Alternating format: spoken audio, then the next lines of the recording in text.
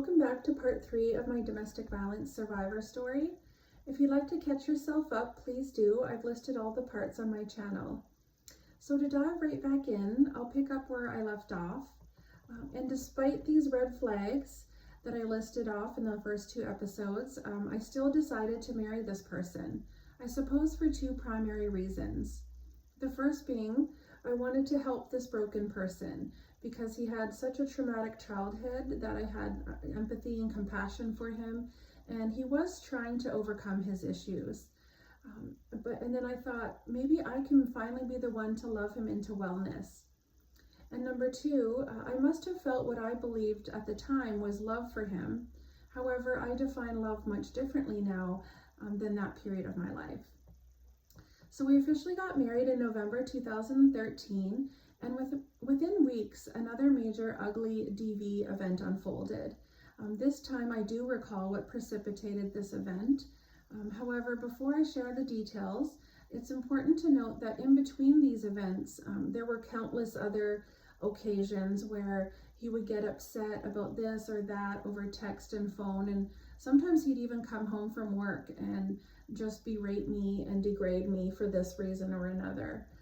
But on this specific occasion, he fully lost his temper again and flew into a monstrous rage simply because I gently and sensitively asked him if he could spend more time with us as a family after work, because there were times where we did enjoy his presence, and there were good times in between the bad ones, of course. However, in his mind, or the way he interpreted this, was that I was trying to control his time, and no one was going to tell him what to do, evidently. So with that, he spiraled out of control, which led to an hours-long yelling match on his end towards me, which carried over into the early hours of the night, culminating in him asking for my wedding ring back and demanding that I wake up my 2-year-old son in the middle of the night, throwing us both out of the house and chasing us out to the car. And while I was preparing to leave, he aggressively started banging on the window while shouting and demanding that I accept his cash for a hotel that night. And when I rolled down the window to communicate that I wasn't going to accept his money, he proceeded to call me even more degrading names, and which I won't repeat here or ever, but you can just use your imagination as to what those names might be. So I rolled up the window, and as I was doing so, he just threw the money towards my car as I drove away, and proceeded to continue to shout at me in the middle of the night in the street as I drove away. The saddest part of this entire story was the moments after, when I drove away into the night, not knowing where we would sleep at this point, was the words of my 2-year-old son, those being, "I'm sorry, Mommy," as he felt that it was his fault somehow. So he was apologizing to me, which still breaks my heart to this very day. Of course, I attempted to explain to him, on a 2-year-old's level what was going on, but it was difficult, of course, as you can imagine, explaining to a 2-year-old that it wasn't his fault, and just where we were going to go. So that was the first time where that he threw us out of the house, but not the last, as you'll learn on further episodes. So with that embarrassment and a heavy, crushed, humiliated heart, I was forced to knock on a relatively unknown friend of a friend's door in the middle of the night in hopes that they would take us in, and thankfully they did, and we didn't have to spend the night in the car. So they answered and set some beds up for us and said we could stay as long as we needed. So that was, I was grateful for that help in that moment. But as you can imagine, because this was the first time we got tossed out of our home under frightening and devastating circumstances, I was experiencing a whole range of emotions and feels at that moment, not to mention my son as well. So in my book, I'm going to include more details, of course, but for time's sake, I'm just going to leave it here for now. But in conclusion, I think you know by now how this resolves itself. this person calls to apologize, I forgive him, and I return home, and then the cycle will just continue on for the next couple years in the future.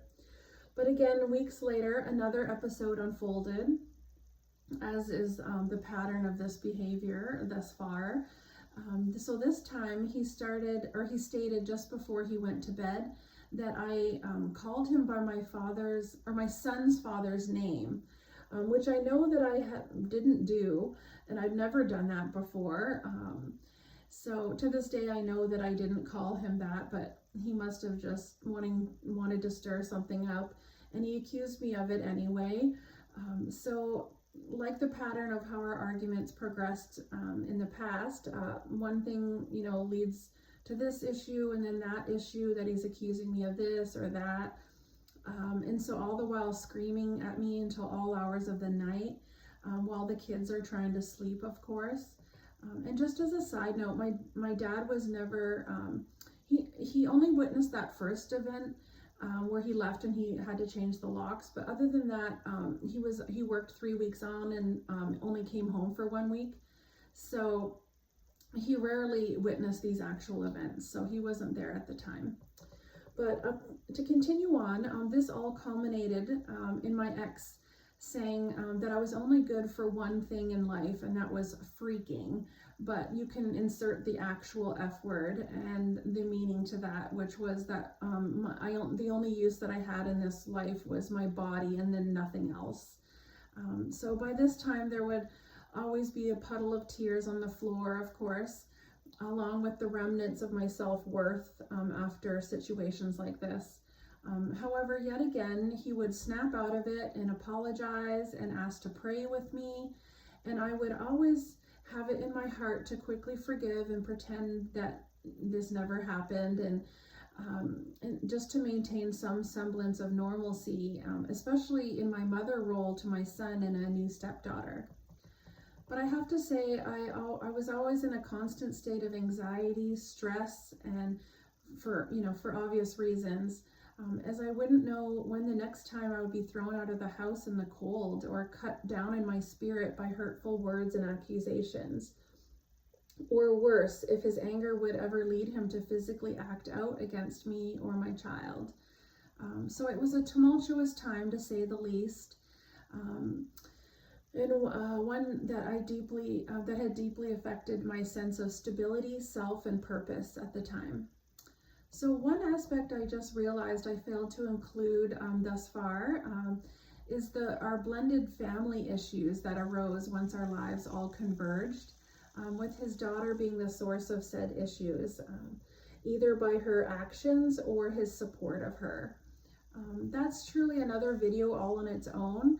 So for now, I'll just briefly describe the nature of said issues here that I just referred to.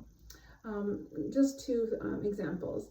One is I just want to preface this by saying I do realize that she was a child at the time, as now she's an adult. But I knew that she had her own difficulties adjusting to new family dynamics, etc. And I did overlook and excuse her behavior due to her age and just the whole situation on the whole. However, it is important to highlight nonetheless, as countless disagreements did involve her at the center. Just to give one example, I would classify her behavior as passive-aggressive, in that sometimes she wouldn't overtly act out against me, but she would just cause issues indirectly. Like, for example, to illustrate, on one occasion she hid the remote control on me deliberately under her pillow, as she knew I'd be looking for it all day, on one of my days off. And when I would ask her if she knew where it was, she always would claim that, she would just deny that she knew where it was, of course, and she had no idea where the location of the remote was. So this went on all day until her dad came home, and during our search of the house again, after he came home, he found it under her pillow, and when he asked her about it, she denied any involvement, of course, in which he 100% believed, and completely discounted my belief that she did that intentionally to impact me and cause yet another problem and a rift between her dad and I. So the list is really endless of these types of incidents. However, the point should be taken that she would often not listen to simple requests taken or given by me to, for example, bring her dishes to the sink or just into the kitchen, really. Just age-appropriate tasks, of course. But she would even scream at me at times and said she didn't have to listen to me, nor would she ever have to. So whenever an issue would arise involving her, my ex-husband would always exclusively rush to her corner and leave me and my heart in the dust, of course, unfortunately. But on a side note, his words still ring true in the back of my head still to this very day when these types of discussions arose. And that was, quote, "It's always been her and I against the world," unquote. So, which is how he always excused his behavior regarding her. But I'm going to leave it here for now, along with some Bible verses, as I always do, related to my experiences, as I've just shared, in hopes of encouraging others who may be facing similar situations, or to help others avoid being in such predicaments in the future. The first one is from Proverbs 10:11. That says, "A good person's words are a fountain of life, but a wicked person's words hide a violent nature." Here, violent could refer to emotional, verbal, psychological, or any number of different areas where one could be vicious towards others. But the spirit of the verse is, if someone is spewing unkind, cruel, malicious words, etc., then that indicates the ill intent of the heart. So secondly, James 1:26 states, "If you claim to be righteous but don't control your tongue, you are fooling yourself, and your religion is worthless." Now, this is fairly evident, of course, or self-evident, but in my case, my ex would even go so far as to criticize me for not raising my hands to worship God in church, but yet he would come home and completely lose control of his tongue after church and pray these wordy prayers and then throw my son and I out of the house. But he felt that he was the more spiritual Christian here in our marriage because I didn't raise my hands in church, but he did. But I guess he bypassed this verse and wasn't aware of it, evidently. But Matthew 18:21-22 says, "Then Peter came to him and asked, 'Lord, how often should I forgive someone's sins against me? Up to 7 times?' 'No, not 7 times, Jesus replied, but 70 times 7. So more on this at the end of my DV series, but for now, I'll just say that the misinterpretation of this verse contributed to why I initially forgave this person as often as I did, thus continuing the cycle of abuse. So thank you for your time, as I know it's valuable, and please kindly subscribe to my channel for the sole purpose of bringing God's word, which is the sword in God's armor, to the people who need to hear and equip themselves with it. Again, I'm going to leave you with this verse from 1 Timothy 6:12 that says, "Run your best in the race of faith and win eternal life for yourself. For it was to this life that God called you." Okay, well, thank you everyone, and have a good night, and see you next time.